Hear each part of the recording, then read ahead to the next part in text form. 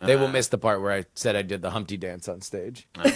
Yeah. Oh, you did it on stage? That's even On stage, better. they called me up. Yeah. Justin looked amazing. I mean, you looked like I bought that outfit for your party. that nice. I at a thrift store in Zagreb, Croatia. I saw it and I'm like, this Music Man bullshit needs to be around Andrew Heaton for his 40th birthday. Justin looked ethnic game show host last night. Yeah, like Turkish. If Turkish. game show host were a religious group, he was a priest in that thing. He looked fantastic.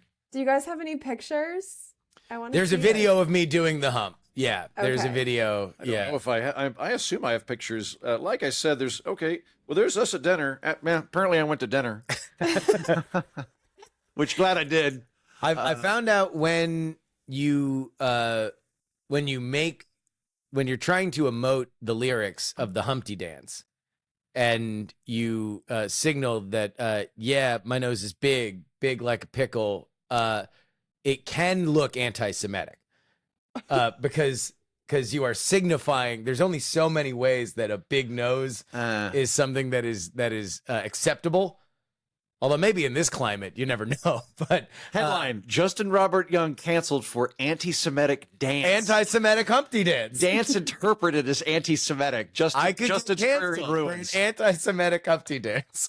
Oh my God, I can't wait to see this video. Exactly. Because in a 69, if something knows will tickle your rear. It sounds so fun. How do you feel being 40? Does it feel exactly the same? If anything, it feels a little hazy and groggy. And it could be the 40 thing. I suspect it's because I got 4 hours of sleep. I think that's probably the operative thing. But yeah, otherwise pretty much the same. There is an incredible sense of unearned status and presumptive innocence that I now enjoy. That bit I like. But I've kind of known that for a while now. Like I was talking to one of my friends about this a couple of days ago where I went into the wrong room and he's like, "Oh, you're going to get in trouble." And I was like, one of the benefits I get as a white guy, but particularly a white guy that wears suits, is whenever I go into the wrong place, people just assume I made a wrong turn on the way to the meeting. Like no one thinks I'm there to steal shit. Like everybody. No, you know better than them. Yeah, I just you know where things are supposed to go. Yeah. This is, by the way, something you can do at home because I have a blazer. I can do this where people are like, "Sir, like you're in the wrong location." That's always the interpretation. Is not that guy's trying to break in. You're in the wrong location. If you have a ladder, gang, you can enter any building you want in the world. Yes. If you go up to the back of a building with a ladder and go, "Can you get that door for me, boss?" You're good. Yeah. You can get in anywhere you want. If you have two people hold the ladder, you can get into the White House. Yes. Some guy tested this and got into an airport. Yeah. Oh, without a doubt. A ladder or a briefcase. Use your powers for good. But not the same. Oh, I don't think the briefcase. Not both of them. Not both of them. I think briefcase, like, because as a guy, sir, you're at the wrong location. I've been in the wrong location before, right? So the briefcase bit, you might be in the wrong location, but you want to know what? It's a status thing, because you can get into any blue collar place with a briefcase, and you can get into any white collar place with a ladder. Oh, okay. But you can't have both. You can't have a ladder and a briefcase, and you can't get into a white collar place with a briefcase or a blue collar place with a ladder. Yeah, I think that's right. I think we've cracked it. Yeah. We cracked it. See, Good we had to job, wait until guys. you were 40 to really Finally solve figured it this out. one. Yeah, gang. Yeah. You now know how to get into any building you want? Jen, how are you feeling? You're not in studio with us. No. Do you want to reveal why? Oh yeah, we don't give a shit. My husband went and partied in Vegas all weekend. He went to the Raiders Bronco game and came back with COVID. So, yeah. Of diseases that your husband could get while in Vegas, I feel like COVID is probably the way more to go. benign. Yeah. While the Broncos or the Raiders are going to be playing on this weekend, your husband's COVID symptoms indeed will. And now you are wondering whether or not you have COVID. That is accurate. Although the Broncos Raiders thing is not accurate. Both teams sucked. They were both out of the playoffs, so the game was completely useless. And, Which was my joke. Oh, okay. So you do know that. Good. Yes. Yeah. They went to a meaningless game. Yeah. Sure help, Joe but they got a has- quarterback, right? No, it's just I mean, a decent quarterback. I'm joking. They have a quarterback. Moving on. That's what I'm saying. You're not sinking into the shit. Yeah, I said it. Go ahead. You all thought it. Yeah. Well, so that was like when he came back and was feeling, so he flew in on Monday morning and had a day much like what Andrew was having, where he was up until like 1 or 2, had a 6 a.m. flight. So he comes home and he's feeling really tired. And of course he is, you know? Yeah. So we didn't think anything of it. And we actually went to our volleyball game on Monday night. But then yesterday he spiked a pretty high fever around this time yesterday, and I was with him for 36 hours. So I think my window of feeling ill is probably the middle of this podcast through around this time tomorrow. But like, I don't see how I don't get it. Like, that's what I'm concerned about. If you already had it and you didn't know it somehow, like I'm fairly confident I had it over the summer, which I feel really bad about now because I would have isolated at least for a couple of days, you know, or whatever the thing is. But I have a difficult time sleeping when there's noises. So whenever I travel, I bring wax earplugs with me. And I woke up when I got to Scotland and went, oh, I must have got some wax lodged in my ear because I've clearly got stuff in my ear. And I just had like fluids in my ear for 3 weeks that went away on its own, which is a COVID sign, and like had a cough and stuff. And when it finally occurred to me, oh, this could be COVID, I took the test and I was negative, but I think that it meant that I was, you know, no longer like spreading the viral stuff, but I was still dealing with the consequences. Also, I did karaoke in Edinburgh, and one of my friends, I won't mention him, who had COVID, who like texted me that day, it was like, oh, I've got COVID, showed up at karaoke, and I was like, what are you doing here? And he's like, oh, it's fine, I won't breathe into the mic. And I was like, that's not how COVID works. And he's like, no, it's fine. It's fine. Because I took the test. It was positive yesterday. That means today I'm not communicable. And I was like, that's not how that works at all. Yeah. No. And I was like, all right, well, here we are. So if I didn't already had it, I'm sure I got it from him at some point. Well, so the problem with that theory is I haven't seen or hung out with anyone since I hung out with you guys last Wednesday. I've been by myself because when Joe went to Vegas, I was just like, I'm going to like mentally decompress because I knew we were going to have to be so social for the next 2 weeks. And so I've been basically quarantined because I want to be. So I don't think that there's any way I could have had it. That's I think that I mean, like months ago. Yeah, I was going to say, the issue would be that you either had a non-symptomatic case before. We don't know, and that's ultimately like the 3 years I had chlamydia. I didn't even know. Yeah, there you go. And if you don't know, you can't tell. Yeah. Well, here's the problem. I'm supposed to be on a plane in a few days to go to Iowa for a live show where I'm still living with someone with COVID. So we've talked about sending me to a hotel, but even if I did that, I'm still in the window. Like, I don't know what to do. What do we do? You keep testing, and if you're testing clean when it's time for your flight, then you take the flight. If you're dirty at some point before then we play it by ear. We see how you feel, and we see whether or not you can get there by Sunday. Of course, that is Sunday, Caucus Eve, at Back Pocket Pin and Pixel, where we are going to have our live show, even if it's just me, Heaton, and a mop that we label Jen. Well, I'm thinking that's probably the most likely scenario because I just don't think it's safe for me to be around other people. It really depends on whether or not you test. Yeah, I would just keep testing. Yeah, just keep testing and see how you feel. Again, there is a decent chance you at some point had asymptomatic or you're vaxxed up enough or something that you're okay. And so if you get it, play it by ear, probably not go. If you don't get it, like, what is it? You're flying out Saturday, I believe. Yeah. So if you don't have it by Saturday, you're fine. You will have already gone through the window where he would have been communicative and you would have picked it up. So like if by Saturday you're still testing negative, I wouldn't worry about it. And then you can test if you're in Iowa, but I think by Saturday you don't need to worry if you're negative. Then is a precautionary measure. I would just separate legally from your husband. Yeah. I can't respect a mate that got COVID.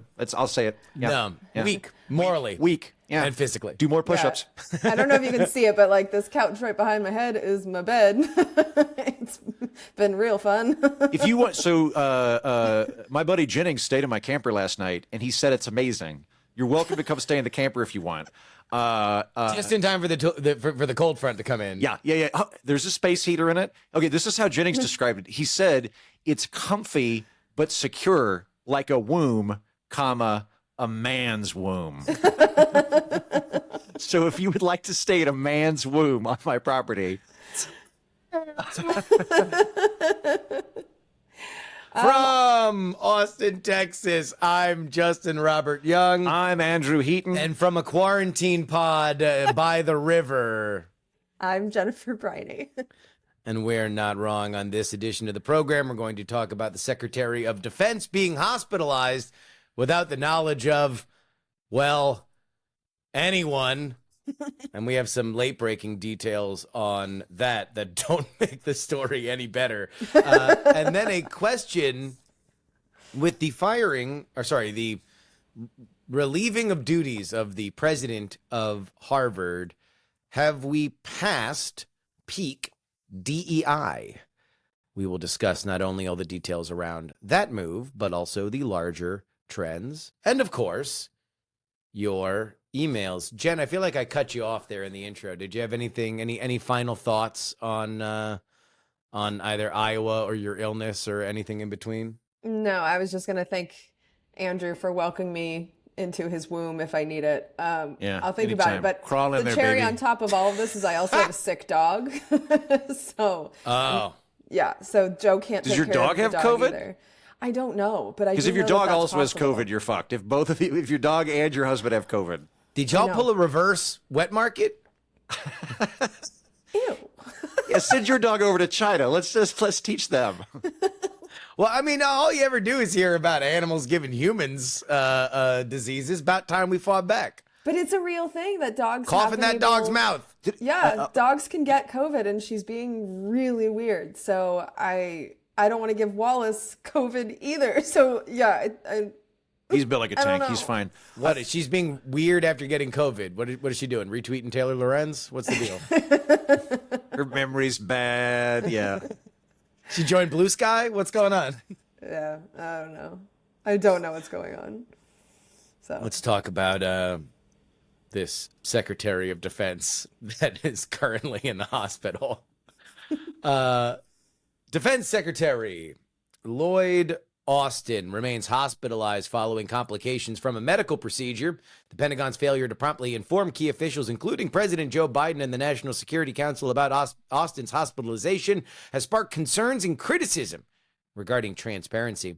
Austin acknowledged that he could have better managed the disclosure of the medical situation, but despite his hospitalization, he has currently resumed full duties and is now in regular contact with his senior team at the Walter Reed Medical Center, providing guidance and receiving updates. This morning, as we record this, Wednesday, we got details on his hospitalization, this via CNN.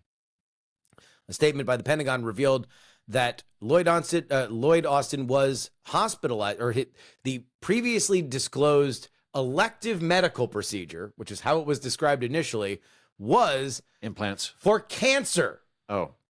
Elective cancer. That was discovered in early December. He underwent a, quote, minimally invasive surgical procedure, end quote, on December 22nd, called a prostatectomy to treat the cancer. He was under general anesthesia during this procedure. Secretary Austin recovered uneventfully from his surgery and returned home the next morning. His prostate cancer was detected early and his prognosis was excellent. However, on January 1st, Austin was readmitted to the hospital due to complications including nausea and severe abdominal, hip, and leg pain. He was found to have a urinary tract infection, said that statement. According to the CNN reporting, President Biden only found out about his Secretary of Defense's cancer diagnosis yesterday, Tuesday, as we record it. This week, he found out his Tuesday Secretary. the 9th. That's Yeah. 9 days. Wait, so he found out the same day I did? Yes. Oh, Yes. that's interesting. According to CNN. The situation prompted, of course, concerns from both the Republican and Democratic lawmakers about the lack of transparency surrounding Austin's health and the delay in notifying the president and Congress. The incident has highlighted the need for clear communication protocols, especially considering the significant responsibilities for the defense secretary amid global military and security challenges. Lawmakers are seeking more information about the lack of communication. Military Man, we don't usually read emails this early, but Military Man, assuming we were going to talk about this, wrote in and said, the most terrifying thing about Austin's absence is his place in the decision to launch nuclear weapons. As an Air Force officer, I was involved in that world, and I can tell you that SecDef is required in that decision. I'm sure his deputy is briefed and ready, which would have been fine if the president knew, but the fact that he didn't give anybody any word is shocking, and it is shocking that DOD thought it was okay to proceed this way. Well, maybe we're overreacting. Andrew Heaton, what's the worst that could have happened? You know, one of the good things about the year 2024 is that it's so placid. It's like, you know, you look over at China and Taiwan and you're like, kittens both. And a lot of things could go wrong. I think that the really big one there is the nuclear command chain that our emailer brought up. If you were going to launch nukes, I believe the way the protocol works is the president has the nuclear football. He has the codes. He calls the Secretary of Defense. The Secretary of Defense then calls the individual silo operators. There might be an intermediary in somewhere, but there is a chain there. You have to have the Secretary of Defense. So theoretically, if say Russia or China knew that this was happening and wanted to take advantage of it, knowing that there would not be a reprisal or less chance of ones, that could have imperiled the nation, et cetera, et cetera. There are some very, very high consequences from it. I'll admit, beyond that, I do not know to what extent the Secretary of Defense is handling things day to day, how much of it's the president versus the Secretary of Defense versus how much of that is a delegating role to the Joint Chiefs, so on and so forth. It might vary from administration to administration. I don't know. I do have a question for you, Justin. Yeah. I am not surprised that or how can I put this? Okay, the Secretary of Defense was out of commission for several days and appears to not have told the public. That doesn't surprise me a huge amount. It does surprise me that he didn't tell the president. More than anything, it surprises me that the president admitted this. I'm surprised that the administration did not go, oh, no, we knew. Well, Don't worry. they have two options. Either, oh my God, can you believe the Secretary of Defense did this all by himself? Or we knew about it and we also kept a secret from the American public and we now have to justify it. So to cauterize that wound of having any kind of undue subterfuge touching the president, you have to instead say, I can't believe this person that I should be in regular communication with, considering there's a hot war in Europe. Yeah. There's an actively on the brink of spreading into a regional war in the Middle East. And we are forever a day away from China dispatching boats to Taiwan or hitting Taiwan. Every missiles. single night, Xi Jinping goes to sleep doing what do you call it? A bench press while looking at a map of Taiwan on his ceiling. So that's what he does every evening before he goes to sleep. You have to admit the humiliation that you are not in more regular contact with your Secretary of Defense, so it doesn't seem like you were doing something untoward. Jen. Well, and let's add a couple more facts here, because the person they're really throwing under the bus for this is Lloyd Austin's chief of staff. Her name is Kelly Magsamen. And they're saying that because she had the flu from the 1st to the 4th, that she couldn't make these notifications. So it's really all her fault. Yeah. But the part that they're also leaving out is that this started before the 1st. He had a surgery, like a prostatectomy. I'm no doctor, but it sounds like they removed his prostate. And in order to do that, he had to go under anesthesia. Now, this happened on December 22nd, and that was also not communicated to the President of the United States, who right now we should be referring to as the Commander-in-Chief. So that's the part that has me the most upset, and I think Congress is going to be really honing in on the fact that he was physically incapacitated. Because you could say that with this most recent one on the 1st, yeah, he was in the intensive care unit, but he was at least conscious.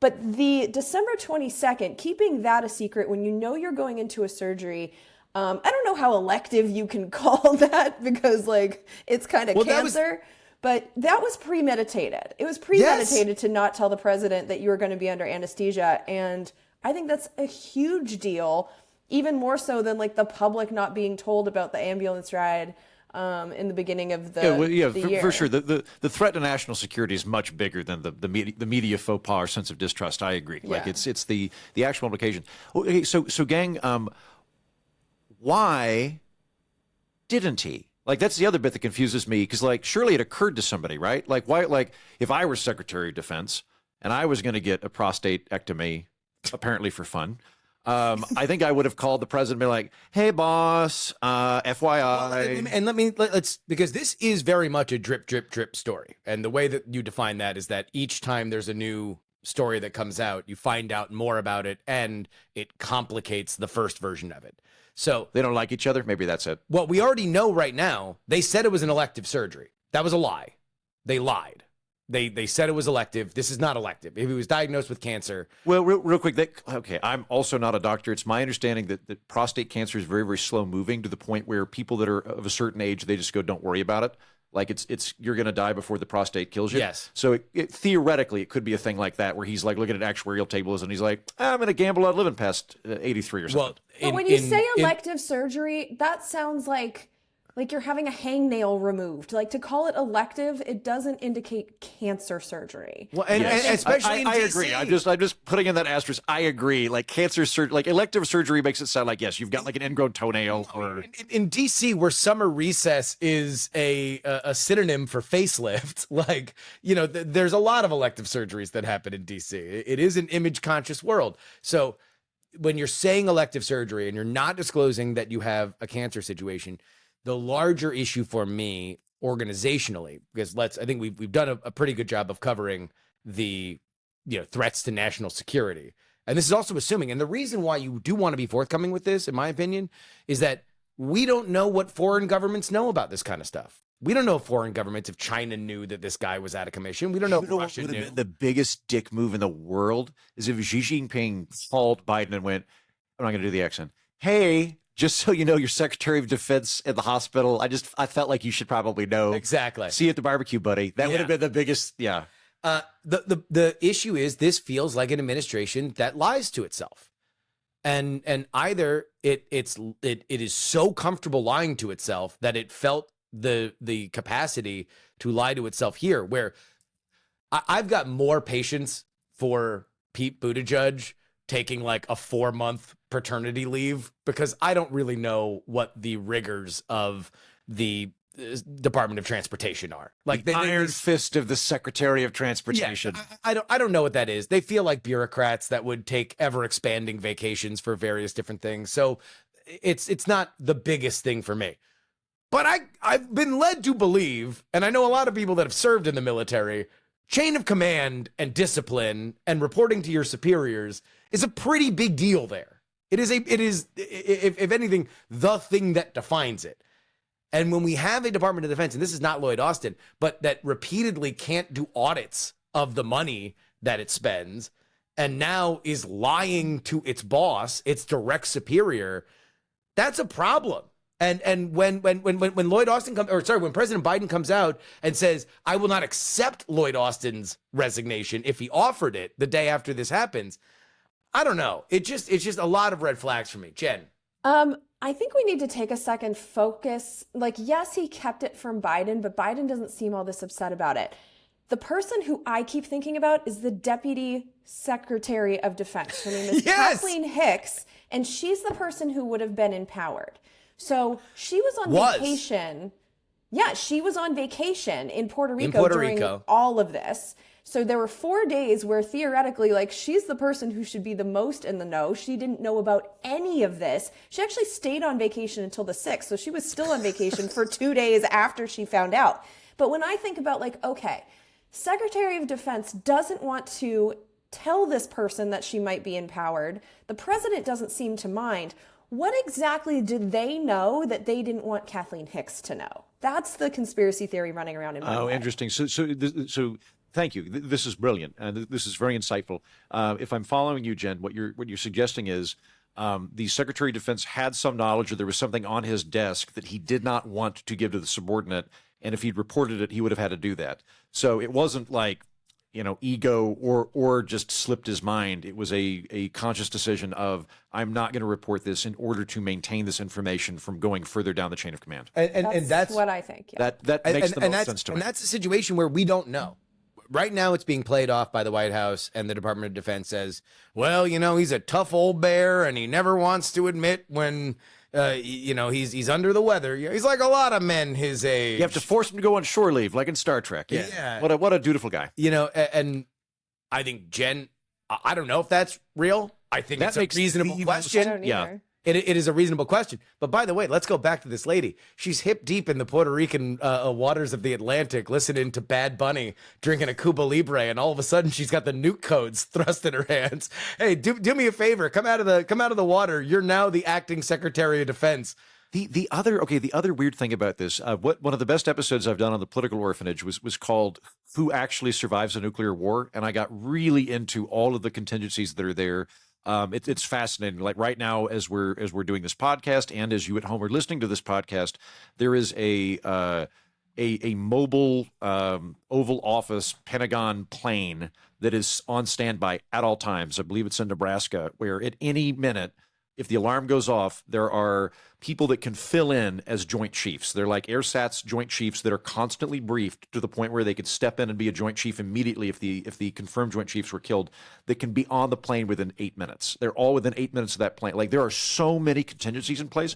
One of them is, I think FEMA, I could be wrong about this, but I believe it's FEMA actually keeps track of everybody in the presidential succession and the nuclear chain of command at all times. Like, they always know where anybody in the presidential chain of command is. Pete Buttigieg goes on vacation, they know where he is at all times. That way, if nukes fall, they can go scrape up, they can go grab Pete Buttigieg and take him to a bunker and go, "Congratulations, Mr. President, you're now that or not. Condolences, Mr. President, you are the." So anyway, point is, somebody knows about this, which means it could not have just been they forgot, because somebody would have, within the chain of command that deals with the nuclear football, was aware of this. I mean, unless they weren't. Yeah, that's do you think? I mean, that's how I don't know. incompetent is this administration? We don't know. And that's my thing. It's like, it's sort of being played off as like, well, unforced error for Biden. But I don't know. This feels like institutional rot at its most innocent. It is a administration that, by the way, doesn't have a spotless record. This is the same Lloyd Austin who told Joe Biden that the Afghanistan withdrawal was going to be done orderly. Yeah, that didn't happen. So I don't know. Is he competent? Is he fit to be the Secretary of Defense? These are legitimate questions from total novices like us. I think I would boot him. I'll say on my end, one of the powerful mental tools I learned over the last couple of years is Hanlon's razor. We've probably discussed it on the program before, but now's an appropriate moment. Occam's razor, as everybody knows, is the simplest explanation, is probably the best explanation, right? Hanlon's razor is never attribute to malice or conspiracy that which could be explained by incompetency or sloth. And so Hanlon's razor, all things being equal, more likely it's a screw up than some sort of conspiracy. I think Jen's explanation is really, really good, but I'm going to default in the Hanlon's razor and say, yeah, I think it's just general incompetency. But the thing that makes me doubt that is December 22nd. What makes me doubt that is that he had a pre-planned surgery where he'd be under anesthesia and he still didn't tell Kathleen Hicks. That part, I'm just like, that's intentional. That isn't, oh, this happened on New Year's Day, everyone was on vacation, and like we just kind of fucked up. That says to me that there is some reason that they don't want her to take power, even momentarily. But here's the argument that it's not a grand conspiracy, that there was something in the dossier that nobody, that Biden and Austin didn't want anybody to see.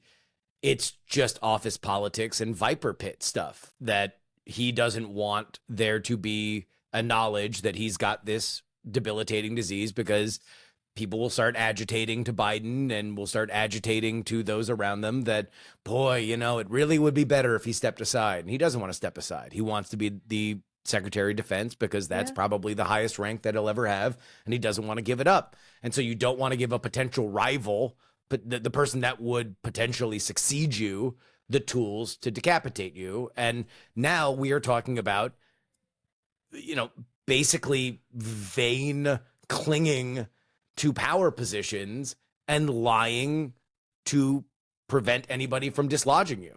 And why wouldn't Biden, the commander-in-chief, be absolutely furious about this? Because his first reaction was like, I'm not even accepting his resignation if he gives it. So it's like, even Biden here is making me like, I'm confused by his reaction, because I would be fucking furious and he's not.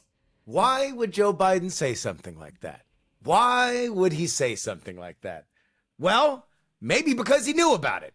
And maybe because they're going to throw this secretary under the bus, not the Secretary of Defense, the Chief of Staff. The Chief of Staff, Kelly Magnuson. The Chief of Staff. They're going to throw her under the bus because he knew about it, they knew about it, and it was only when the secret got out beyond them that they had to understand, all right, well, firewall to Biden, but we're not going to fire you because then you might say that, you had actually told the president, and so they're going to keep him on.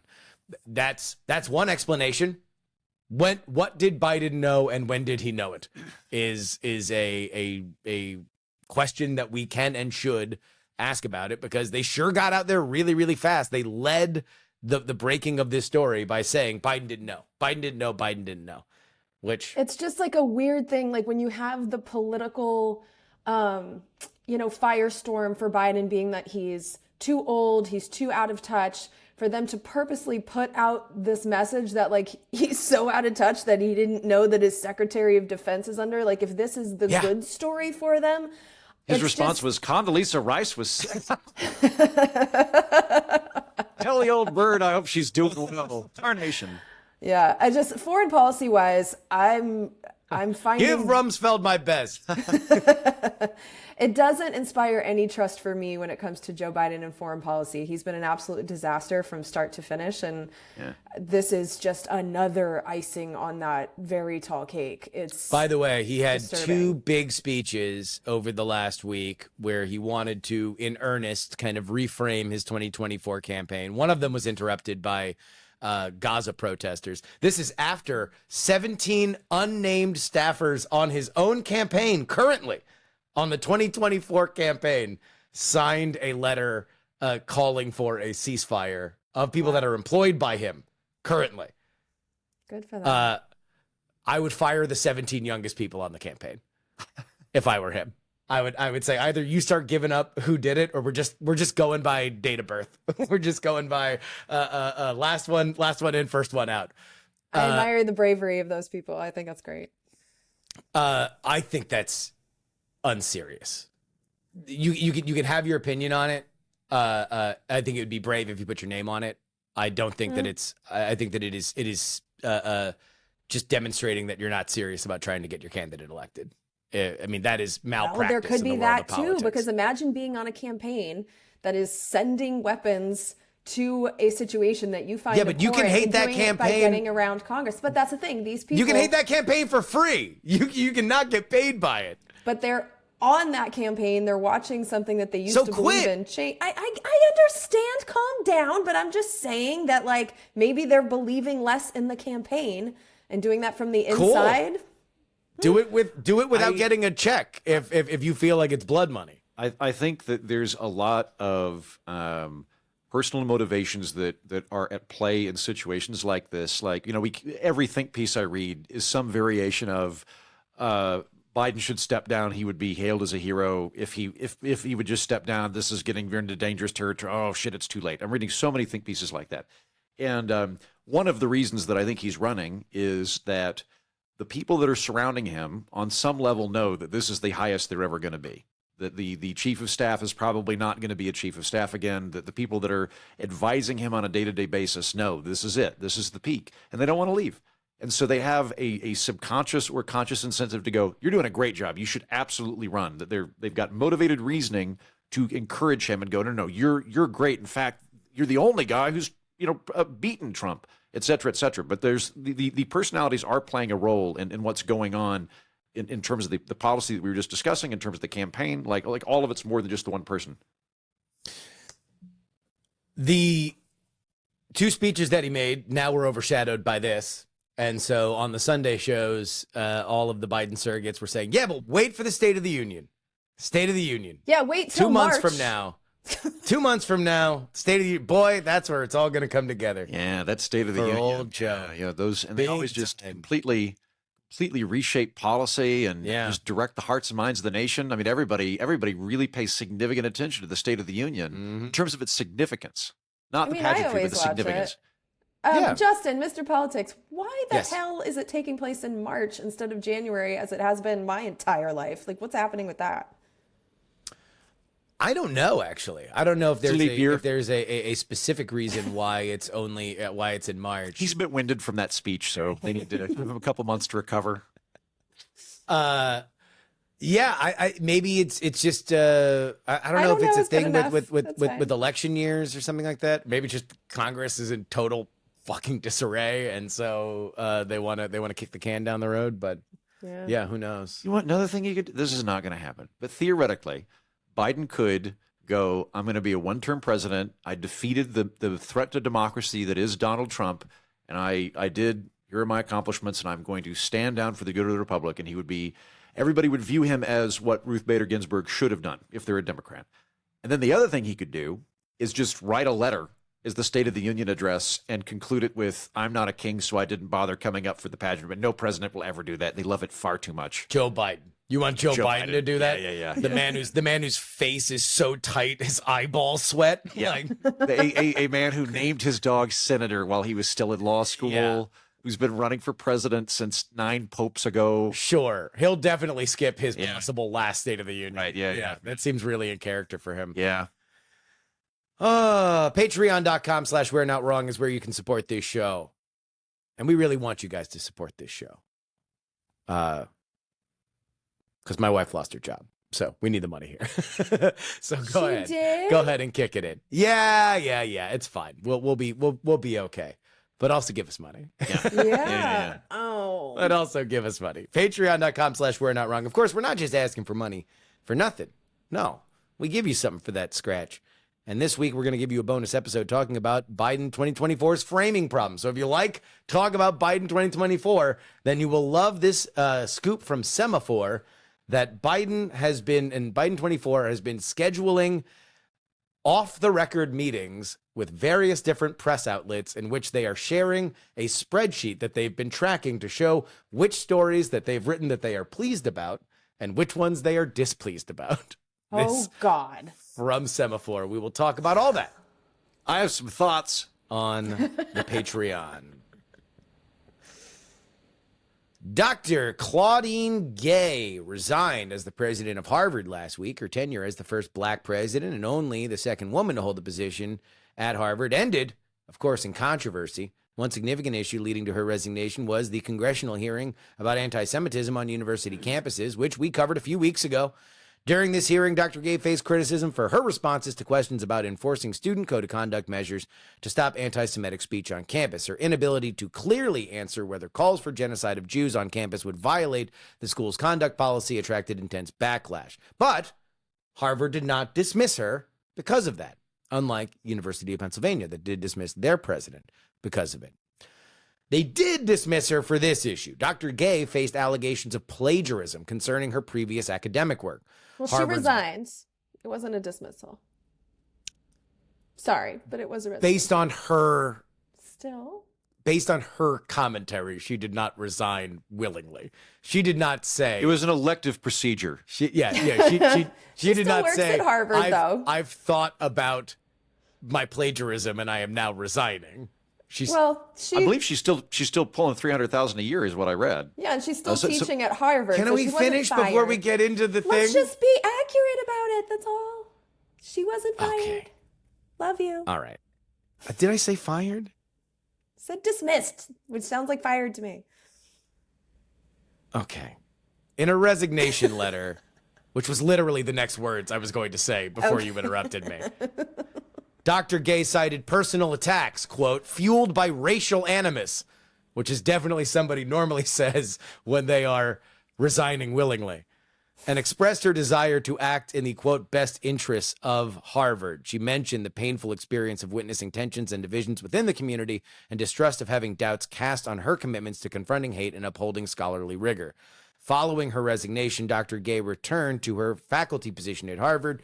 Provost Alan M. Garber took over as the interim president. Harvard Corporation stated that the search for a new president will begin in due course, emphasizing their gratitude to Dr. Gay's devoted service and commitment to the university. Jen, beyond if Dr. Gay deserved to keep her job, she is a vocal supporter of DEI initiatives, and some have seen this as a tipping point moment where a liberal institution like Harvard dismissed their leader despite claims that the moves, as Dr. Gay said herself in her resignation letter, were racially motivated. So, are we past peak DEI? I certainly hope not. I mean, I'm kind of confused by the question because, like, first of all, DEI, I'm assuming means diversity, equity, and inclusion. Equity and inclusion. Right? Which I think and specifically we should all strive for.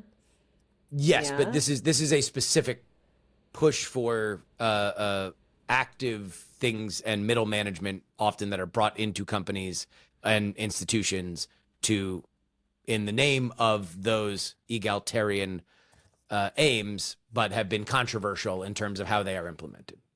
Yeah, but I guess, like, I don't really understand why this has suddenly become a race thing, because she was found to have plagiarized over the course of, I think, like 14 years or something like that. I don't know.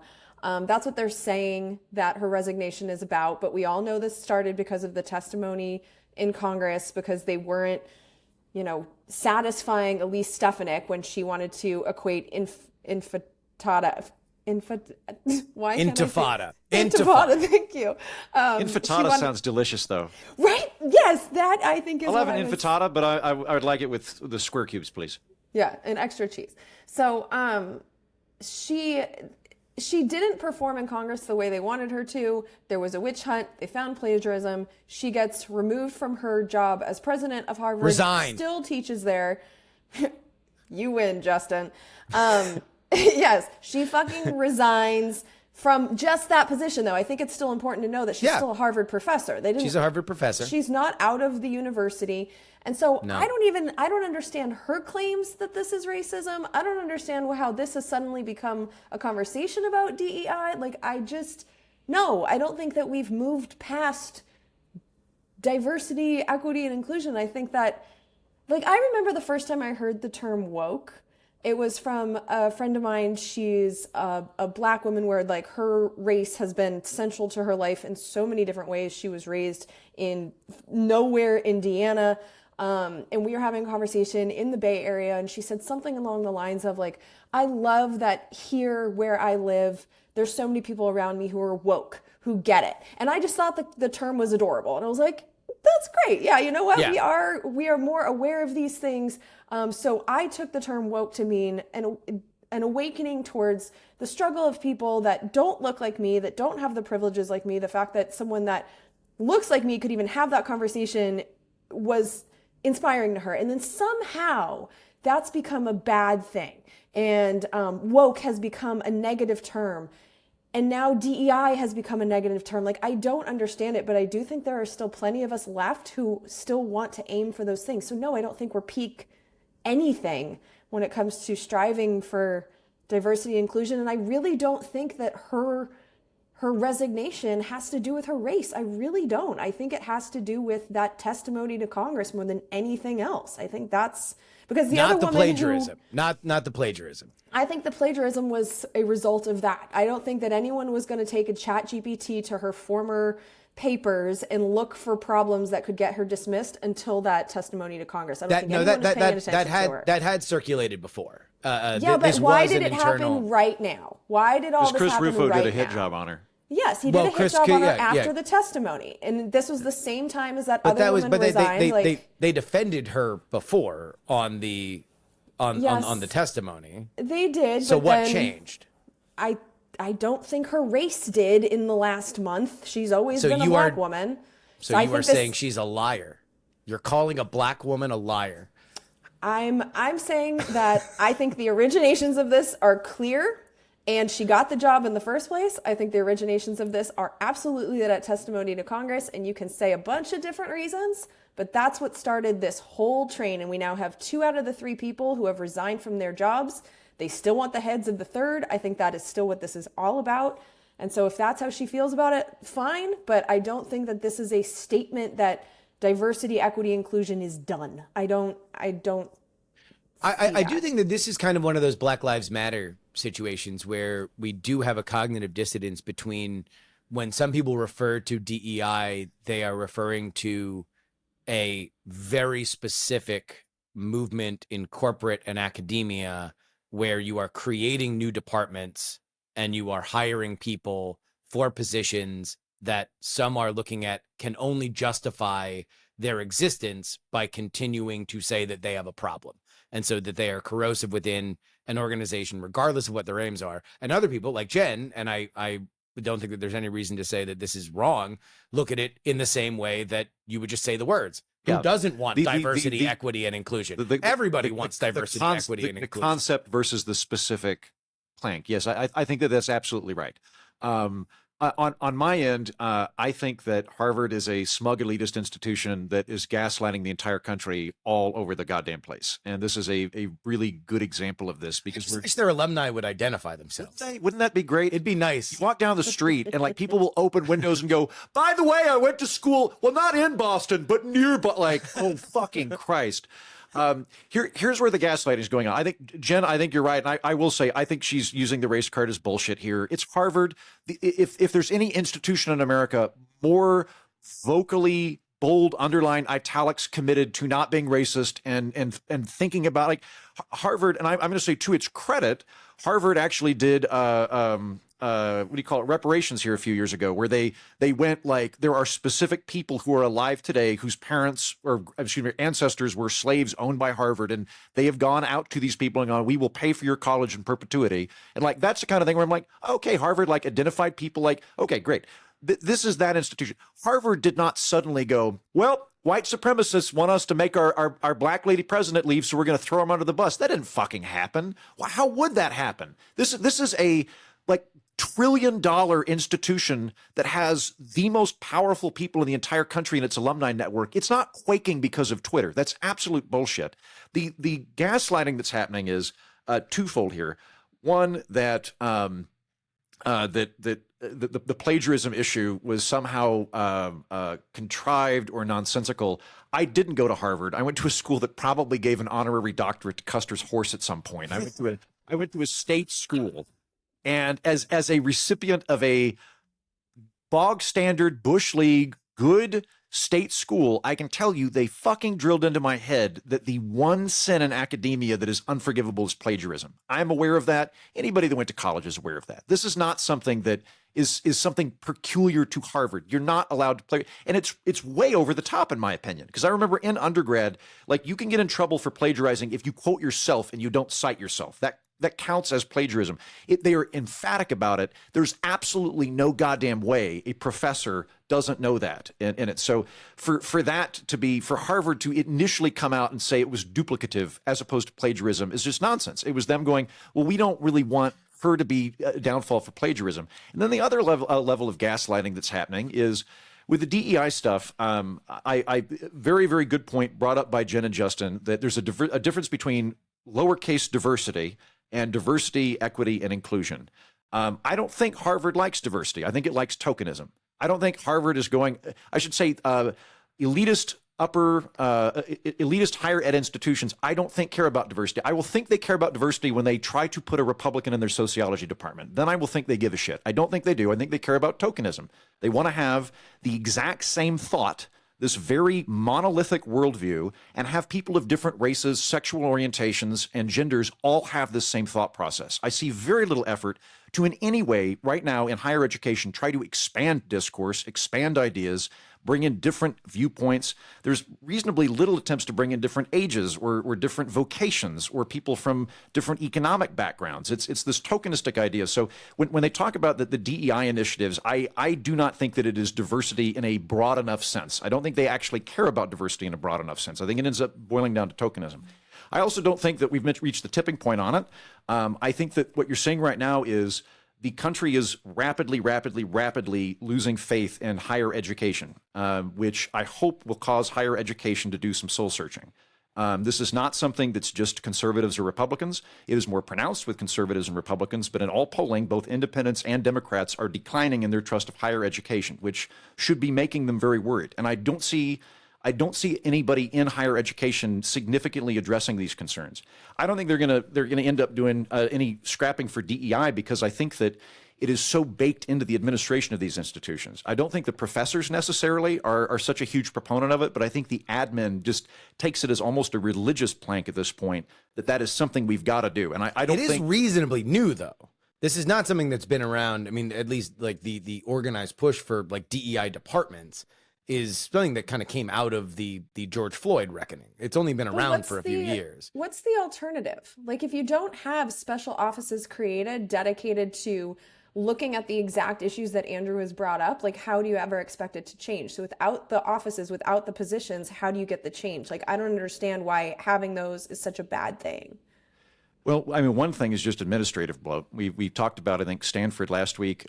It's either the graduate program or the undergraduate program. I can't remember. But basically, Stanford now has more employees than it has students.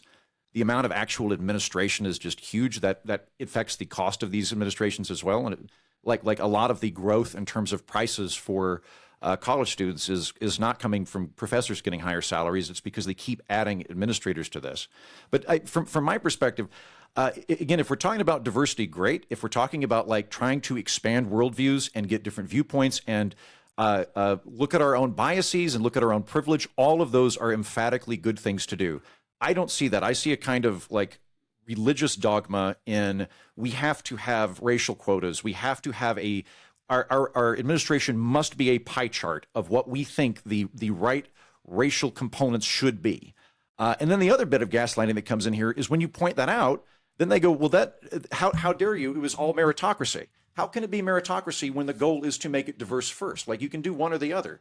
And so it's this thing where it is this, we very much need diversity. This is extremely important. And then you go, well, is this person a diversity hire? How dare you propose that it was all merit-based? Like, I think that there's a lot of cognitive dissonance going on. I guess I just like don't understand how, if you're not doing these things, if you don't have the pie chart, how do you not end up with 100% white legacy people? Like, the fact that they're even trying, I think, is a good thing. And I'm not too worried about the 3 people who were hired being such an administrative bloat that we should just get rid of the whole department when there's other things that they could get rid of. They could stop building new facilities, for instance, or, upgrading all their tech for no reason, or having endowments worth $50 billion that just sit there and collect money and then don't do anything for education. Like, there's other ways to cut down on an administrative bloat than have these small departments be completely eliminated. Like, if you want to solve a problem, you have to have people dedicated to solving the problem. So this is why I just don't understand. The question is, are they solving the problem? Or are like they creating, or are they creating new problems? It's new. They haven't had time to solve the problem because, like you said, this is a relatively new thing. So the fact that we have these giant reactions to even having the existence of these departments when they've existed for like 4 years, if that, give them the time to prove to you that they have made a difference, that they've gone into the admissions, and when the admissions are in process saying like, hey, we have a problem. Like, I don't know exactly what their jobs are. Those of us talking about like the insides of elite institutions, knowing that none of us have been a part of them in any way, like, I don't know exactly what they're doing. At least my school was private. Mine was too. But that's the thing, like, I didn't go to an elite institution. Look at the fucking hayseed over there. I know, I'm definitely the hayseed in this one.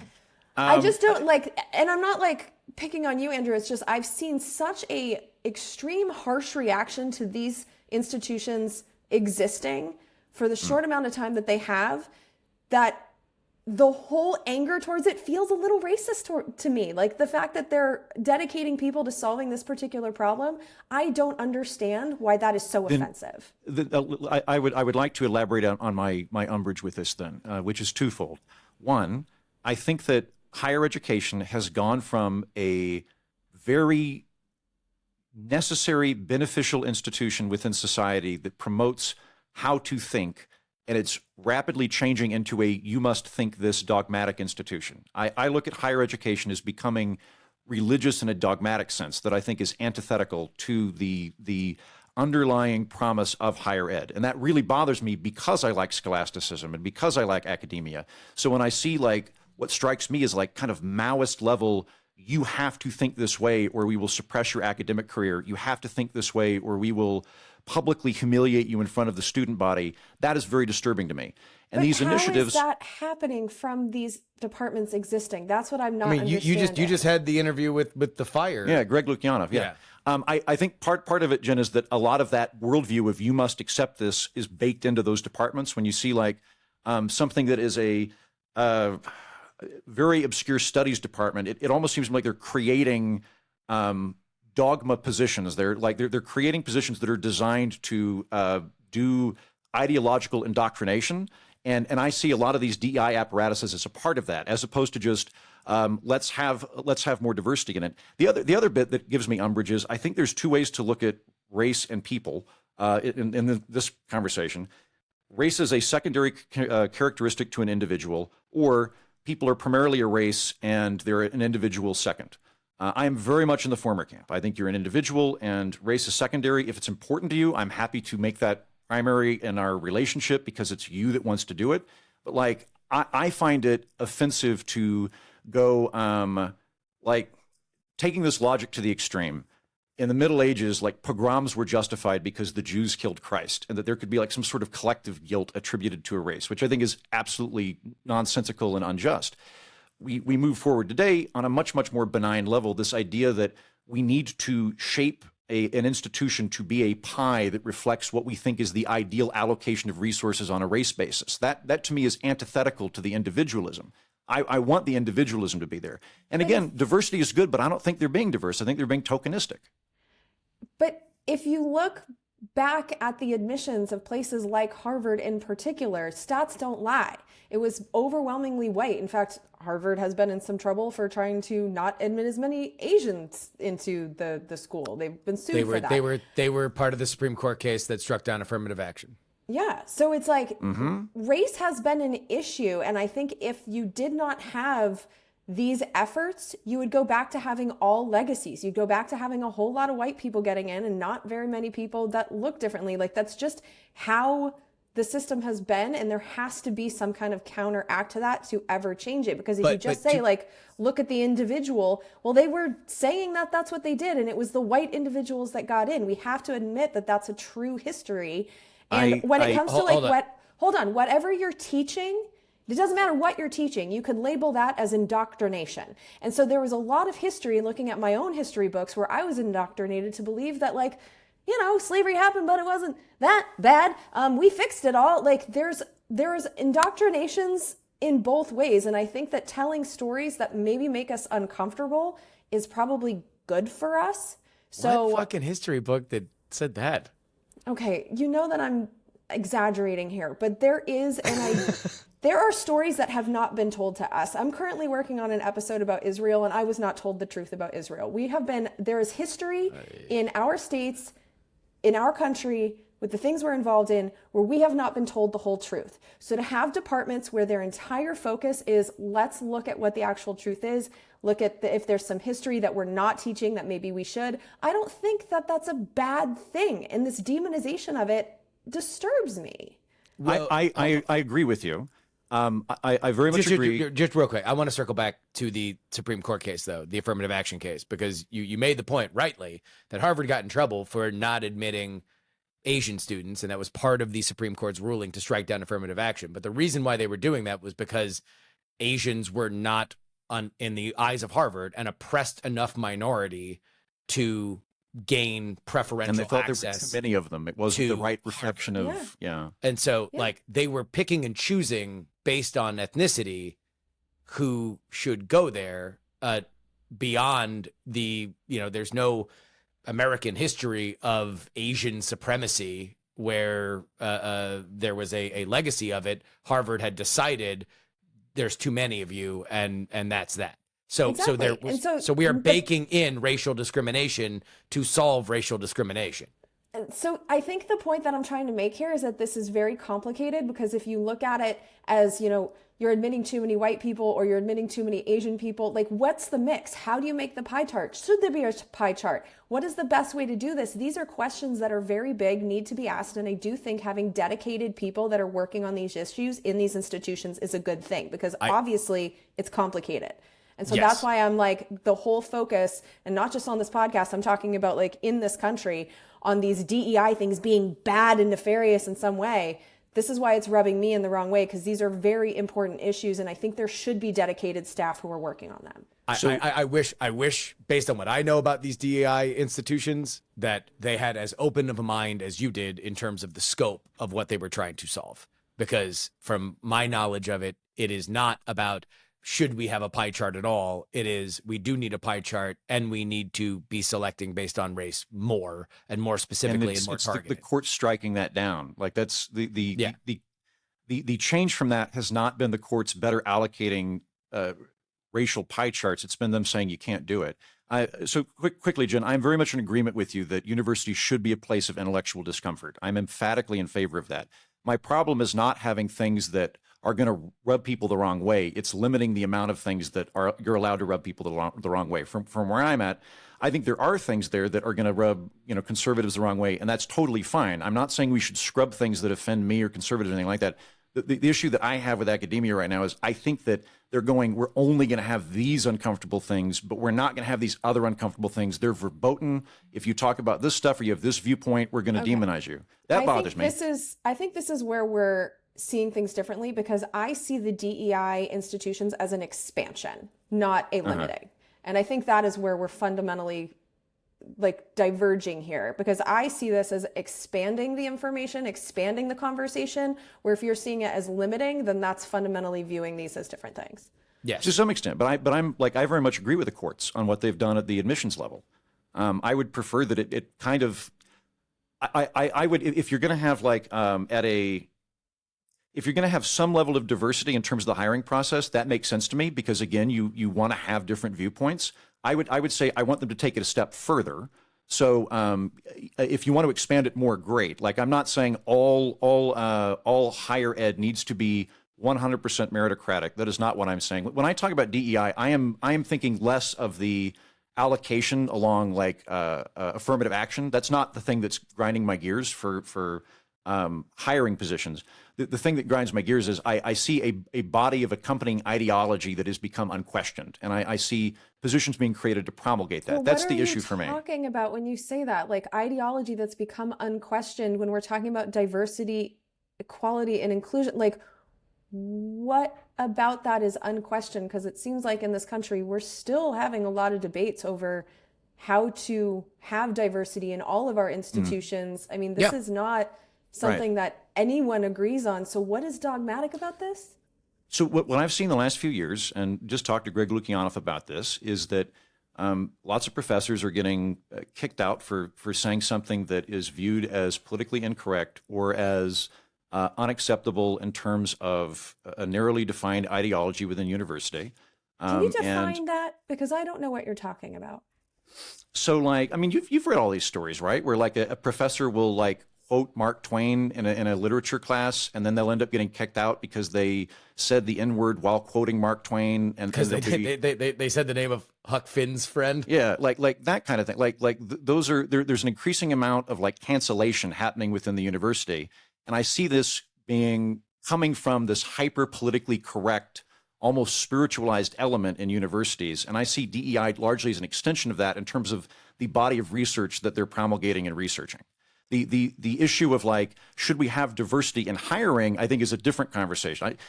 To clarify, when we're talking about DEI, I'm almost talking about a body of work that is becoming we're going to create this class, this class, this class, and then we'll fill it. We could have a separate conversation about should we have diversity in terms of the hiring processes in higher ed, which I'm a lot more open to for all the reasons you point out. Again, I think universities should try and I think that they are doing it tokenistically and they should expand it further. But in terms of the DEI stuff, I see a lot of what strikes me as Byzantine level theological thinking of coming up with these really, really, really complicated algorithms of you're only allowed to have this opinion if you are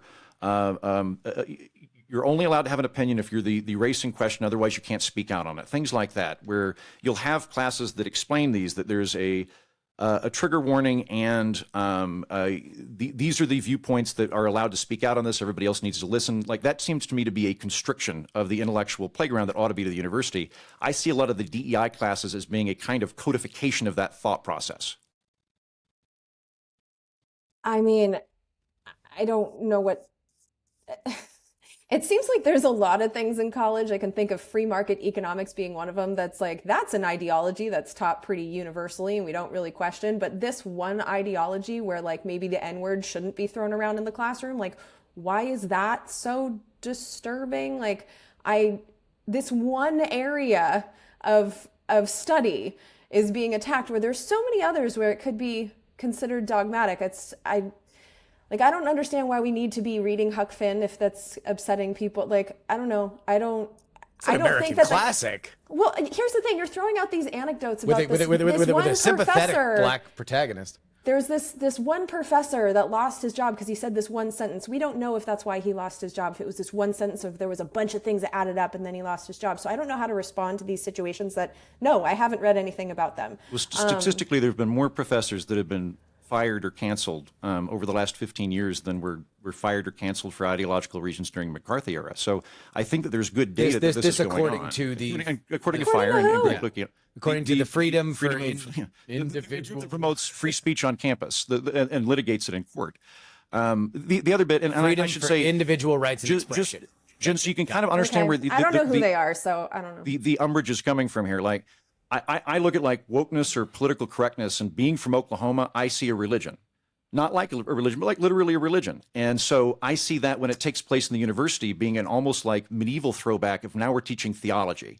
And so that's the thing that I'm worried about, is that what strikes me as like a religious ideology that is counter to open inquiry is sort of being codified and expanded. That's the concern.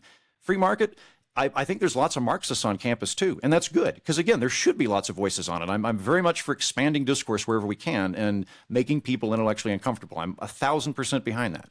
I guess we just have different concerns, because I'm concerned with my friends who have darker skin than me, whose history is not adequately taught. I went to Oklahoma recently, and I went to the Black Wall Street, which was burned in Tulsa. In Tulsa, which I did not know happened. And I was educated here in the United States. I think that's two HBO series, like in the last 5 years. Yeah, and that's how I found out it happened. But I was educated here in the United States and didn't know it happened. And I feel like it's a pretty big deal. So I do think that there's a problem with history that's been not erased, but definitely kept quiet. And I think that's a bigger concern to me than, that's a bigger concern to me. Out of curiosity, do you like the current regime we've got in terms of non-affirmative action at the admissions level? Would you change that? I don't know. Okay. The new standard is that you are not allowed to mention race in either your application or your essay to college, and that colleges cannot select you based on race. Well, I mean, I don't even know if those are the facts, because I've been told that, well, they can't ask the question in the, are you white, Asian, like there's no longer the box, but I've heard that you can absolutely mention it in your essay. So I don't even know if that's true. You can mention, we are still figuring out where the rubber meets the road on this, but you can mention whether or not you were a part of an organization that has racial determination. So if you're part of the Black Student Union or an Asian American group or something like that, you can say that. And you can say in your essay if your race affected why you would be bettering the campus or student body. You can say if you've learned something from that experience that you believe would be, but it's pertinent to you as an individual. The previous legal standard that was throughout our entire lifetime for universities that receive public funding in the United States previously was you cannot allocate admissions based on race. However, in the interest of diversity, if there's a tiebreaker between equally qualified candidates, you may. That was the standard. It was not the case in California. California has it enshrined in law that you cannot use race as a consideration. The recent Supreme Court decision that came out last year basically took the California regulation and put it for the whole country. So whereas previously you could use race as a tiebreaker in an otherwise qualified candidate, now you cannot use race as a determinant. You're still at liberty to look at if has somebody overcome adversity, has somebody had economic issues, things like that. There are other routes by which you can try to get people enfranchised into the process, but the process must be colorblind in terms of admissions nationally now. I mean, it is what it is. I think that I'm just happy that these issues are being studied. I think it's good that we have these institutions where we are supposed to be thinking about these things and learning. I'm glad that there are people who are hired specifically to focus on these things and to discuss them with students, to see how the students feel about it, because at the end of the day, these universities exist for the students, or at least they should. So I'm glad these parts of these colleges exist. I'm glad the conversations are happening. I'm glad that there's staff that are dedicated to it. And no, I don't think we're at peak DEI. I hope that these universities truly engender and expand what they mean by diversity, because I think diversity is good, and I would expand thought and ideology to it across the board. And that everything Jen said about making people uncomfortable is absolutely true, and I would like them to further expand that as well. I think we should have more of a mindful conversation about it, as opposed to just assuming that we can hire people and that they're going to fix it. We will move on to the mailbag. We're Not Wrong Pod at gmail.com. Happiness is a warm pizza ranch. We're Not Wrong Pod at gmail.com. Iowa Enjoyer writes, as a former resident of Ames for grad school, while the pizza part of Pizza Ranch is solid for buffet pizza, the sleeper thing to go for is fried chicken. So we'll have to keep that in mind. Iowa Enjoyer 2 says a trip to Des Moines cannot be complete without a trip to Fong's Pizza for crab rangoon pizza. Ew. I actually have had it. It is delicious. Because it's just more cheese, right? Like pizzas are a cheese delivery mechanism. But and you if get can the figure out fried, more you get the crunchy fried crab rangoon. Ooh, that sounds good. On top of the pizza. It's like So is our Iowa trip just going to turn into a weird cuisine? Considering fest? it's 'Cause going I'm to fine be with that. negative 30, we're going to exclusively just be carb loading on grease and then being out in the snow for not even the snow. It's not going to snow. It's just going to be cold. We're going to have our boogers freeze as we run from car to building and then carb load. That's going to be the entire trip. But wait, I have a question about the crab rangoon pizza. This is important. Yes. Do they like take a crab rangoon and smash it up and like put it all over the pizza, or do you have whole crab rangoons on top of a piece of pizza where you like pick them off and eat them? How does this work? If I remember correctly, it is pieces of full crab rangoon scattered like pepperoni on a pie. And so you eat it like the pizza is the base of it, and then there's a little crab rangoon on top. But it is the fried part, like the wonton part, like that is there. So it adds another crunchy element to it. Is the crab involved, or are we just? Oh yeah. frying shit Crab's and in putting it there. on pizza? Crab's in there. Absolutely. Again, Iowa, not exactly Miami Beach when it comes to the svelte figures, and there's a reason, because this food is delish. It's good stuff. It's good stuff. Boo! Right. U.S. Western representative democracy means nothing to me. It's utterly worthless, a show and a sham. These democracies are orchestrated by parties we don't elect. All these parties are beholden to an upper class of wealthy elites. They're in collusion on matters important to that class, and they pick who we get to vote for. So it's meaningless, a distraction to make us feel good, patriotic, worthless. We would do well to let it destroy itself or hasten its demise, then think long and hard on a better system. Heaton, how do you respond? I half agree. I think that it's. I think that the system's rigged, and that we've got a country that is run by two political parties that a third of us don't participate in, and they get to pick candidate. Every 4 years, the Democratic Party and the Republican Party go, we've got King Joffrey and Ramsay Bolton. Which one do you want? And a significant amount of people in the country went, well, I didn't want either of these people. And it's the reason that I'm emphatic about, everybody say it with me, ranked choice voting and open primaries. Vomit. So I agree with you in the sense that, like, yeah, that our democracy is significantly impeded in terms of representing the people. I agree with you, and I don't disagree on that. The bit that I would add, like, in terms of how we deal with that, though, let's get real bookish for a minute. There are two, I think, kind of avatars of how to approach change in a political process. One is Thomas Paine, and one is Edmund Burke. Thomas Paine says, if your house has termites, burn it down. That's Thomas Paine's approach. Thomas Paine, during the American Revolution, looked at the British system and the European feudal system and accurately surmised that it was corrupt, sclerotic, elitist, non-democratic. He was correct in his analysis, and his impulse was, burn it down, let's start it anew. Then he went to France and had the same thing. Went, French Revolution, great, kill everybody, let's move on. That was his idea, was reboot the system, start from scratch. Edmund Burke would say revolution is the enemy of reform. That reform and revolution are different things, and that if you've got a system that largely works, you want to move it in a positive direction rather than throw the baby out with the bathwater. I think there are times where Thomas Paine is right. Slavery is a very good example of that, where, like, anybody trying to make slavery more humane in 1850 was wrong. It was a horrible institution that needed to be stopped wholesale. With the case of the United States, I think, while I share your profound distaste with the way the parties rig the system, and I agree with you on it.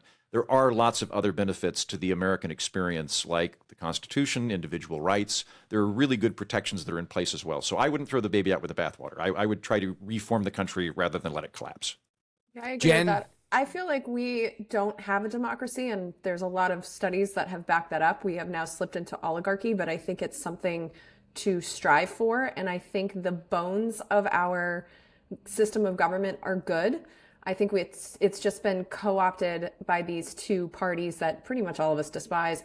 But I think the goal of having a government by and for the people, I think it's a worthy goal. And I understand your frustration. I definitely get depressed about the state of things. But I think Andrew and I are on the same page where we can... without getting rid of the whole system and going full dictator, I do feel like aiming for democracy is good. When countries completely collapse, they don't tend to dust off their hands and go, you know what we should do? A liberal democracy. Yeah, this is the one sentence that I would draw attention to. We would do well to let it destroy itself or hasten its demise, an accelerationist perspective, and then think long and hard on a better system. Yeah. I think what you're going to get is... It's just going. Flip. I don't want to edit this here, but let's think long and hard on a better system, and then hasten the change to it. If that's what you want, then hasten a change to it. I think if you want to have the system collapse right now, you get dictator for life, Austin Lloyd, and the military stepping in to fill that vacuum. Austin Lloyd's sentient pancreas. I'll say the other thing, though, like where I want to give you and other listeners hope, though, is there's lots of things about the American experience right now that I am very worried about and I am very pessimistic about. Electoral reform is not one of them. I think that is not just something that's talked about more. It's something that there actually are wins happening on a regular basis at the local and state level. It's something that there is progress happening on, and it's something that can happen. So that's something that I think that we actually are and can get better on. And I encourage you to remain vigilant, and when you have an opportunity to vote in your state on something that might change the mechanisms of government, to do so. Sounds like a shill for the power establishment. If Epstein was a spook puppet, writes, to the point that Epstein should have thought to arrange things so whatever intelligence agency he worked for would fear whacking him, I get the sense that Epstein got increasingly cocky and loose-lipped, like maybe he forgot the people that made him could turn on him. If he did have an authorized bean spiller in the event of his death, that person sure seems to be staying silent, but then again, wouldn't you? Epstein didn't kill himself. Well, I mean, there's that, but yeah, whatever. The Queen garroted him. By the way, I've watched through. I didn't realize that there was 2 seasons of The Crown that are out now, so I'm coming up to the end of the first of the newly released seasons, and I almost just stopped when one episode ended with Prince Charles literally breakdancing with disadvantaged youth. Yeah. I'm like, what the fuck are we doing here? What are we doing? What are we doing? Worse. He's breakdancing with disadvantaged youth at the end of it. I'm with Jen on this cold thing, writes, I hate it and packing for it sucks. It's not even that cold, writes, the temps predicted for Des Moines next week are a little chilly, but honestly, if you're just running errands, it's sweatshirt weather. I wish I could be there to meet you all. I hope the Midwest nice treats you well and you remember it through your the ensuing blackout. Safe travels. I think this was written when the lows were still in the teens. Yeah. I think that they are into the single digits now, and they might get colder. Our highs for when we're there are in the negative. Yeah, -5 is the best high we're looking to get. Yeah. So when the blizzard came through Texas that we talked about last week, when the blizzard came through Oklahoma, Texas, I remember like going on walks during that in Oklahoma where it was I think -20 or something like that. It was crazy low.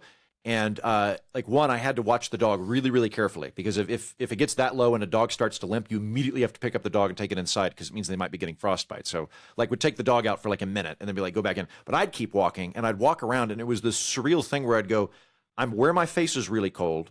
I'm cold. And then after a minute, I'd be like, I need to go back in or I'm going to get frostbite. But it didn't bother me. It was just like information. Like I don't like that's telling. Yeah, that's my It's like I'm from another fucking planet that like is just 30 degrees cooler than everyone on Earth. I don't know if that's. Oh, the I case. would like to thank all of the people because there were quite a few that tried to give me running tips for Iowa. I'm Yeah. not running outside. Like that is just, No. I've actually changed my hotel so that I could be closer to a gym so I don't have to run outside. But now I Yeah. have COVID, so like who knows if You don't know. You don't know if you have COVID. You don't know. Don't put that evil into the world. Let's go to the Andrew Heaton Sports Question of the Week. Heaton, you gotta be thrilled. I am. I am. The Big Ten has finally seen the errors of its ways, and it's come around to my position that I clearly stated about 4 months ago. Which was? that one coach, What did he do? he got shafted and shouldn't have been. Well- Flat American, that guy. I'm not even going to say his name because I don't want to add any more flames to Harbaugh? I mean, I don't want to draw any more attention to that Patriots guy. Well, he had a lot of attention on him this week. Mm-hmm. Yep, because he Big They brought back him. national media attention. Big Ten rehired him. The 10 families got He together did- and he did coach again, Yep. Yeah. Yep. and then Monday. on Monday, of course, He and Lloyd Austin went to the hospital. Unlike Lloyd Austin, Harbaugh was actually working on Monday when he won. The Heisman, which is very impressive. For a football coach to win the Heisman is very rare indeed. It's happened twice in football history. In all 232 years of American football, it's happened exactly 2 times. And Bill Hardball is second one to receive it, and he deserves it. He fucking deserves it. All you fresh-faced 24-year-olds that are playing football in the schools and whatnot, you need to try harder. You need to try harder to keep up with Bill Hardball. Of course, Jim Harbaugh and his Michigan Wolverines won the national championship. You know what's kind of like? You know how like Conan O'Brien, like his group's called Team Coco? Yeah. And they joke about him being Coco? Yeah. It's the same thing. Like those of us that truly are in the know about Harbaugh, we call him Bill Hardball. Bill Hardball. And it's like an inside joke that we Yes. have with him. Like if you see him, you go, "What up, Bill?" And then he turns around and he high fives you.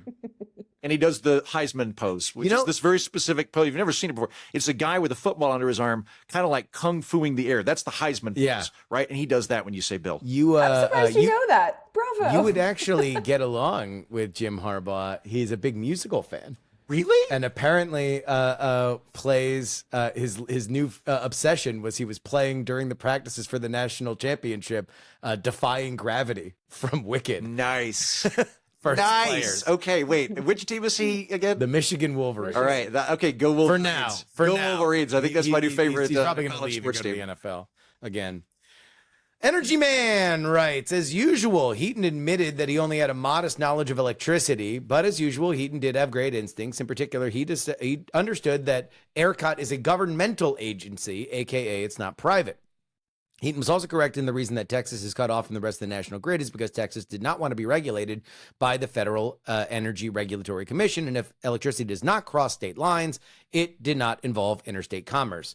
As usual, Mr. Young was playing cagey and clearly understood more than he was letting on. His example of hurricanes in Florida is a classic case of force majeure. But we come to Jen. Jen is at best has a hazy understanding of this subject. Jen seems to think that the people that own generation capacity being separate from the people that own distribution transmission wires is unique to Texas. It is not. Most of the country works this way. In particular, I have personal experience of all New England working this way.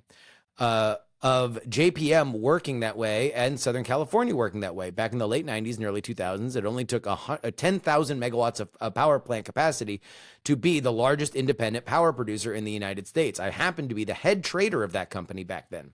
In particular, NE Pool, the New England Power Pool, PJM, the Pennsylvania, Jersey, Metro, or Maryland, most of Ohio, most of Illinois, good deal of Michigan Power Pool, and NY ISO, New York Independent Systems Operator, Cal ISO, California Independent Systems Operator, Mid-Continent Independent Systems Operator, and Southwest Power Pool, among others, all have people that own generation separate and distinct from the people that own the distribution lines, both long-distance transmission lines across regions and distribution lines that go into your house. The problem with Texas wasn't the generation Wasn't the Independently owned it was, fire companies. with the independently owned hold on.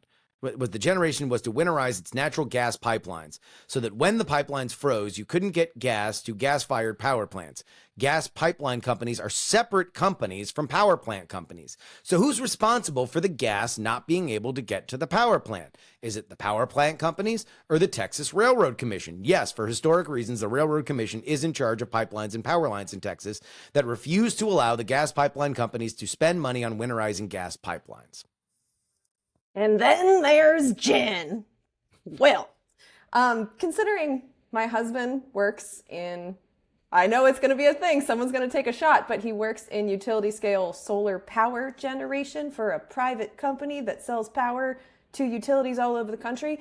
I'm completely aware that there are places in this country where the generation is separate from the transmission lines, but thanks for writing that in. The whole point of what I was saying is that Texas has a unique situation, and the situation that we have was actually not market structure related. I think I said that multiple times in the episode.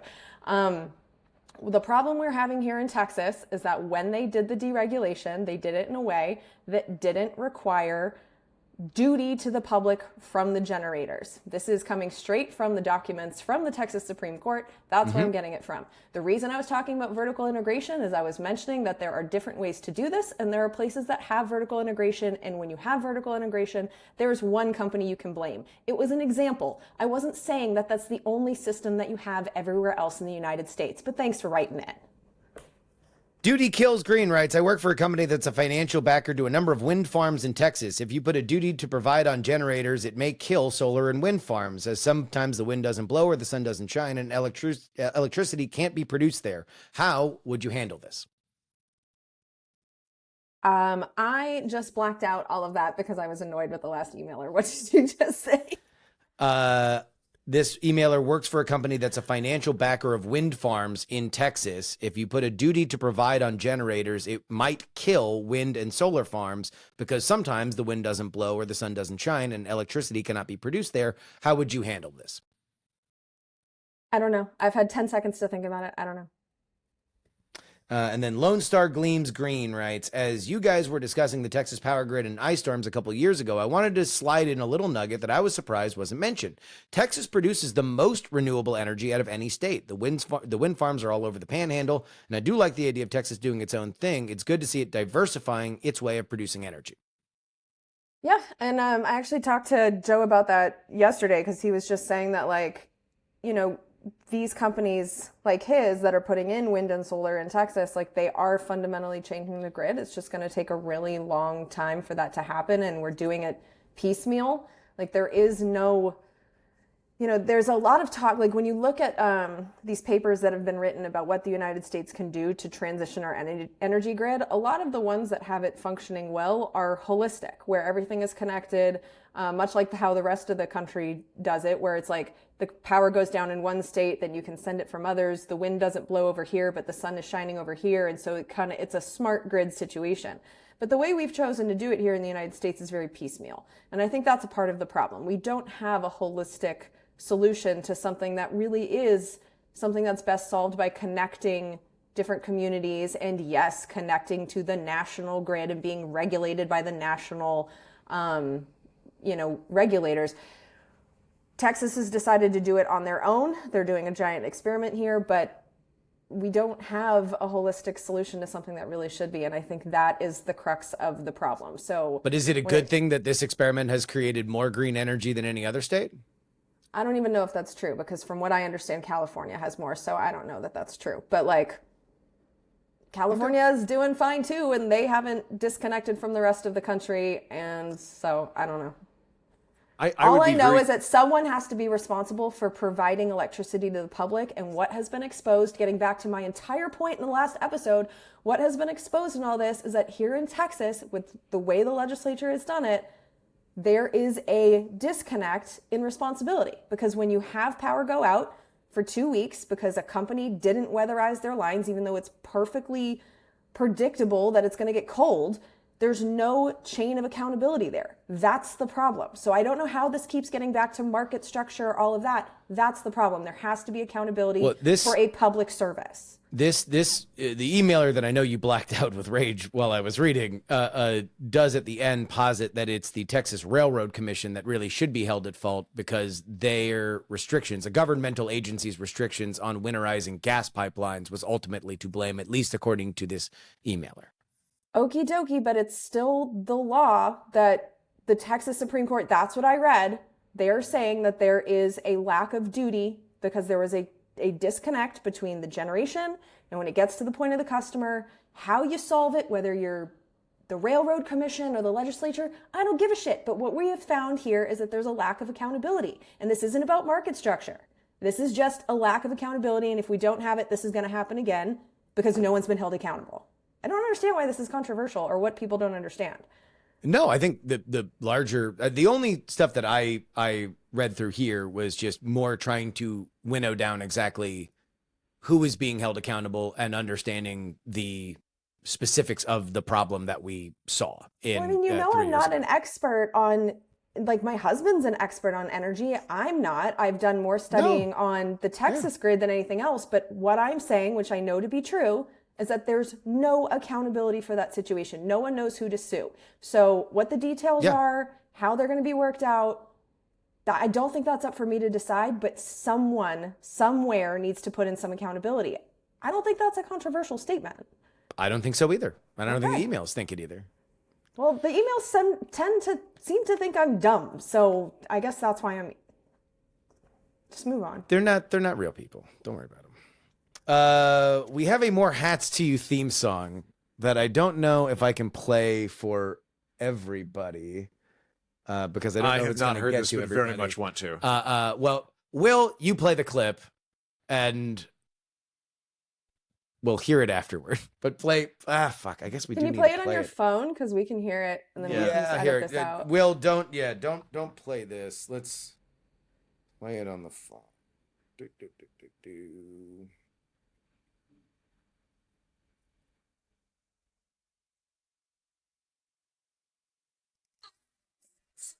Adventure full of surprises. Every day's a journey, a new horizon. We face the world with courage, we'll never back down. And when it comes to fashion, we wear the crown. Still you. There's a hat for every occasion, something old and something new. Well, hats to you. We're fashion trailblazers. So this is what did I just hear? So this I love is it. A great news service. This is the AI stuff you were showing me, was it? It is the AI. Oh my God, that's AI generated. That's AI generated. It is Suno AI, SUNO.ai. But I sent Andrew a happy birthday song yesterday via. It's basically Dolly for music for like 1 minute long songs. You can just say, I'm sure that prompt was probably a musical song that includes the lyrics "More hats to you," and then within seconds it knows. In fact, here, you want to know what? Well, that's what I'm doing my weekend, other than Iowa. Is because like when I figured out Midjourney, I was like, this is amazing. A wizard lives in my pocket that can make me pictures. Now a wizard lives in my pocket that can make me musicals. This is amazing. What a Bill Hardball of a day.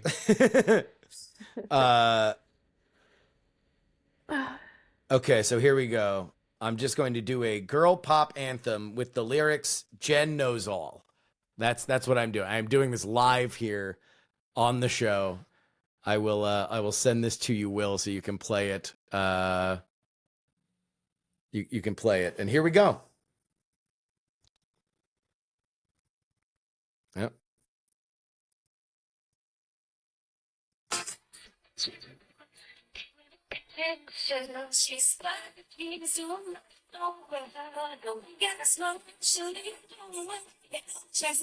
We're all her disciples. Hey, yeah.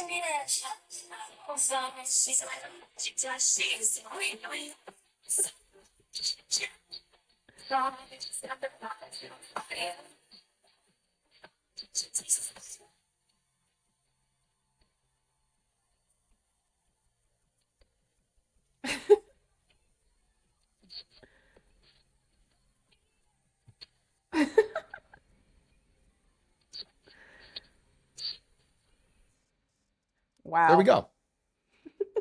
And that was Sure, you're, like, amazed by instantaneous.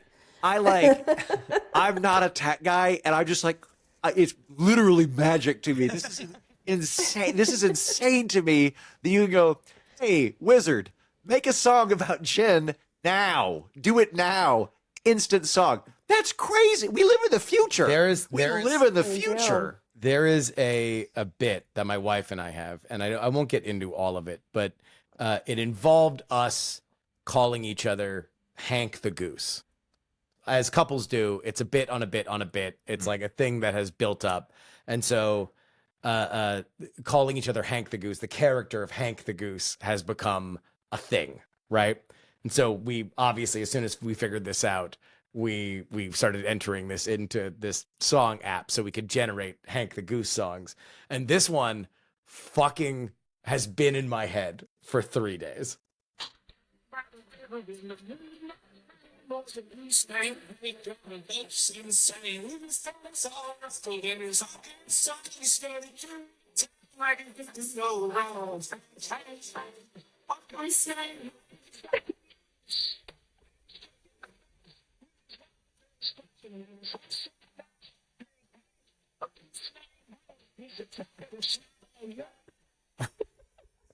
I can't I love respect that a country singer who's never been to prison.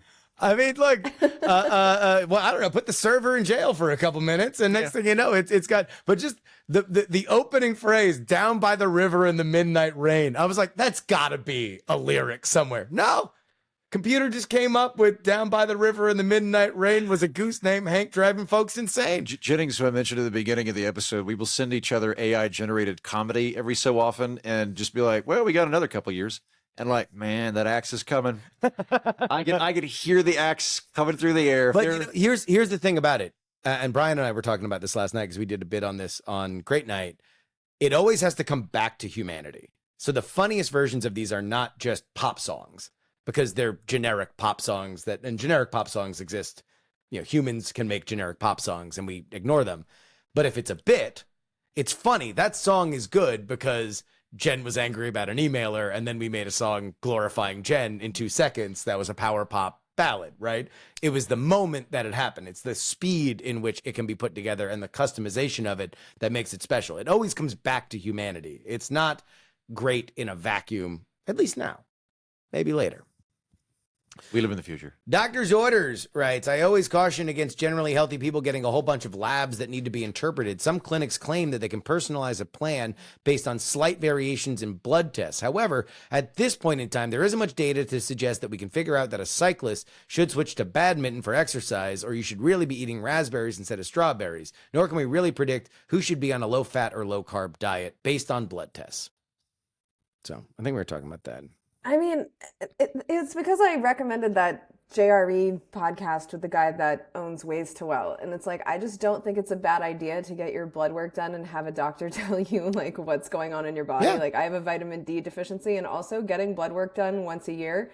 If you do have a cancer, that is a way to catch it early. So yeah, it's not going to tell me to take eat raspberries instead of strawberries, but I never said that it was. I just think that taking responsibility for your own health is a good thing. This is a doctor. There was a bunch of doctors that got mad at me because I said that they're useless and they should become pill vending machines. So I don't think this one was not meant antagonistically. I think it was generally just a person saying that there are some people who over claim what they can read out of blood tests, and that's not anything that you were insinuating. Okay. TV recommendation writes, wanted to thank Justin for recommending Veep a few weeks ago. It's hilarious. Has Andrew started it yet? Andrew, Huh? Hold on. have you started? Oh no, I have not. Well, we were gonna do a watch. Now that you're 40. Yeah, now that I'm 40. Now you can just huddle in my hotel room when all the heat shuts off because it's too cold in Iowa, and we can watch Veep together as we slowly die. That sounds great. Yeah, Yeah. I mean, Veep is multiple seasons long. So it's amazing. Yeah, So it's a good. long binge. Like we're looking at like a week-long watch. if Well, you we're don't rip doing through it all of it. together. Yeah, no, but you just start it. You start it. Yeah, That's good stuff. yeah. We're Not Wrong is a production of Dog and Pony Show Audio. Our editor is Will Saddleberg. Mr. Andrew Heaton, the headmaster of the political orphanage, which somebody did send AI art for the headmaster. You have one of in your packet there, but we do have. Let's go to my camera. A picture of Andrew Heaton, the headmaster of the political orphanage that was sent in. What do you got cooking over there? We have a really, really fun show on the program this week. I brought on Zach Weinersmith, who is a pretty well-known cartoonist who's pivoting and becoming a research author. He just wrote a book called A City on Mars, which is Zach, who is and his wife, who also wrote it with him, a delightful, delightful nerd who really got into space and subsequently wrote a book about why it's probably a very bad idea to attempt to have a moon base or a Mars base. The physiology is wrong. I really focused with him on the economics and the law of it. It turns out there is space law. There's a space treaty that America is subject to that we ratified in 1967. I asked him so many weird fucking questions this week in this episode where I'm like, well, what happens if like McDonald's wants to open up a moon base? Or like, what if Elon Musk declares himself emperor and launches his ship from Belize? Like, I go through really different weird scenarios of just how could we get a moon base or a Mars base.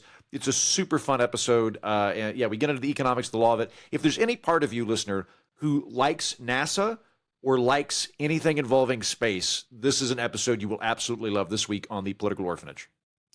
Jen, you said you are working on something on the dish, so maybe a dish episode incoming? No, definitely No? not. No. I'm severely burned out, and I've been told that I have to really like step away from it for a while in order to fix it. So I've got nothing for you. I spent the whole weekend watching Law and Order reruns and shopping for long underwear and painting by numbers and watching football and trying not to work so that I can eventually get back to my show. But it's going to be a while. Okay. Yeah. Good stuff. Iowa week. We not only do an episode, we do an episode that is out now, our Wednesday episode, all about Congress. So we have an interview with Katie Stech-Farrick from the Wall Street Journal. She covers Congress for that institution. She runs me down what is happening currently right now through the halls of Congress. And then we bring on Bill Scher of Washington Monthly. He helps me sort through some of the negotiations between the White House and the congressional delegations on immigration and the border. So you can find all that on the Wednesday episode of PX3. And then Friday, we are not only live from Iowa, we will have the beginnings of my on-the-ground coverage there, but also an interview with Seth Maskett. He has been surveying county chairs in Iowa since last spring. And we go through the rise and fall of all the candidates in there, the ones that are the most popular, the most unpopular, the collapse of Ron DeSantis, the inevitability of Donald Trump. It is all covered on the Friday edition, live from Des Moines on PX3. But that'll wrap it up for us today. Till next time, this is your old pal Justin Robert Young for Jen Briney and Andrew Heaton, reminding you that we're not wrong.